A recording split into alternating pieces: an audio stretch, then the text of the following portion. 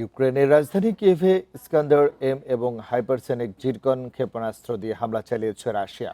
এতে অন্তত একজন নিহত, 7 জন আহত হয়েছেন। রোববার প্রায় 5 ঘন্টা ধরে এই হামলা চলে। দ্য গার্ডিয়ানের প্রতিবেদনে বলছে, যুদ্ধ শুরুর পর কিয়েভে এটি ছিল সবচেয়ে বড় ধরনের ক্ষেপণাস্ত্র হামলাগুলোর একটি। এছাড়া হামলায় শহরের বিভিন্ন স্থাপনায় আগুন ধরে যায় এবং ব্যাপক ক্ষয়ক্ষতি হয়। ইউক্রেনের কর্মকর্তারা বলছেন, কিয়েভে প্রায় 40টি ইস্কান্দার এম এবং হাইপারসনিক জিরকন ক্ষেপণাস্ত্র ছুড়েছে মস্কো।